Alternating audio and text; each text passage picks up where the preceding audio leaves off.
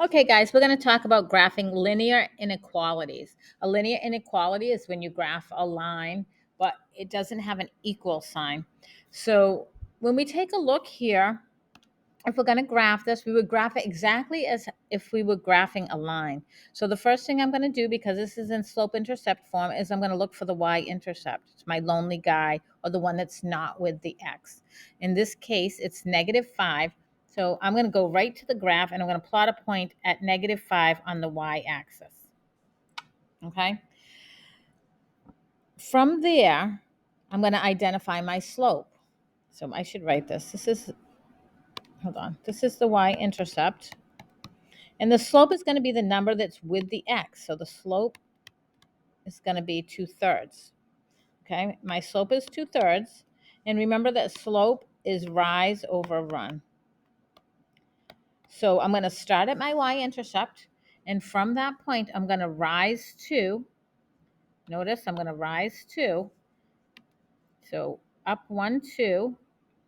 And then I'm going to run 3 to the right. 1, 2, 3.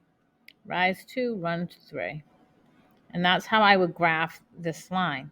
Now, you have to, the next thing, because we're graphing in inequalities, you have to look at the inequality sign. A less than or a greater than sign is going to be dashed because the values that fall on that line are not part of the solution system. This is just a boundary line. Okay, so this would look like this. So a less than or equal to. Now, if you had a less than, I'm sorry, not a less than or equal to, a less than or greater than. If you have a less than or equal to or a greater than or equal to sign, you're going to have a solid line. Okay, that's how that works. All right, because the values that are on the line are included in the solution system. So in this case, we look at the inequality sign. It's a greater than sign, means I'm going to have a dashed line. So when I make this line, I'm going to make it dashed. And it tells me that the values that fall on that line are not part of the solution set. Now, the next step we're going to do is we're going to find out which side should be shaded. So I am going to plug in a point that's not on the line. You always pick a point that's not on the line. The easiest point to pick is 0, 0, because it's the easiest math. So if it doesn't fall on the line, I would always use 0, 0, which means if I'm plugging in point 0, 0, I'm going to plug in 0 for x. So I'm going to do 2/3 times 0 minus 5. And then I'm going to put the 0 over here and substitute it for the y. And when you do that, you'll see that 2/3 times 0 is just 0. And so on this side, you have 0 minus 5. And on this side, you still have 0. And then we're going to do that math. 0 minus 5 is -5. So it looks like this. 0 is greater than -5. And you're going to determine if this is a true or a false statement. It's a true statement. If it's a true statement, it means point 0, 0 is part of the solution group. And since it is part of the solution group, I'm going to highlight that side. And so your solution should look like this. So the things to remember, you graph the line as normal. You check the inequality sign to see whether or not it's going to be a solid or a dashed line. And then you have to determine which side should be highlighted. Okay, let's look at another one. And this one we're going to look at, we're going to graph it in standard form.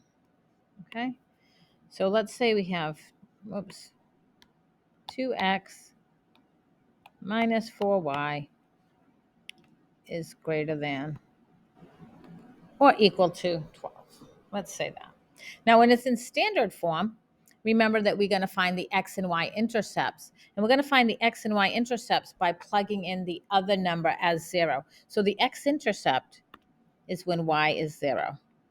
So I would do 2x minus 4 times 0 is greater than or equal to 12.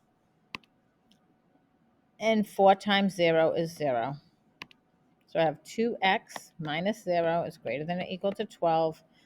So 2x is greater than or equal to 12. Divide both sides by 2. So x is greater than or equal to 6. So my x-intercept is going to be 6. I'm going to plot a point right at 6. Okay? Now I'm going to do the same thing to find the y-intercept. The y-intercept is when x is 0. So we have 2 times 0 minus 4y greater than or equal to 12. 2 times 0 is just 0. I'm just going to cancel that out. You don't really need to do all the work that I just showed you, but I wanted to show you why it works the way it does. To solve, I'm going to divide both sides by -4, and we get y is greater than or equal to -3. So the y-intercept is -3. I'm going to put my point there. Okay. Now I can make my line, but remember that we want to go back and look at the inequality sign. Oh, wait, I just want to point out something I did not do. So here, notice that I divided both sides by a negative. When you do that, you should flip the inequality sign. It really didn't have a bearing as far as the y-intercept is still -3, but I want to make sure I'm showing you the correct math. So this should be, you should always flip the inequality sign when you divide both sides by a negative. All right, so going back, we're looking at this sign. It's greater than or equal to, which means it's going to be a solid line. And do it all the way across the graph. It should look like this. Okay, sorry, it's a little shaky. And then I'm going to plug in my 0.00 to see where the shading is. Notice 0, does not fall on the line. So that's good. I can plug it in. So let's erase this here. And we're going to plug in 0 for x and 0 for y. So we're going to plug in 0 here. We're going to plug in 0 here. So we're going to do 2 times 0 minus 4 times 0 is greater than or equal to 12. 2 times 0 is 0, minus 4 times 0, which is 0. It looks like this. 0 is greater than or equal to 12. That's not a true statement, which means you highlight this side of the graph. And that's how you would do graphing linear inequalities. Be sure to check the 3 things. First, you have to graph the line. When you're going to graph the line. The second step is to check if the line is dashed or solid. And then the last step we're going to do is to check which side is shaded. Those are the 3 things you have to do when you're graphing a linear inequality.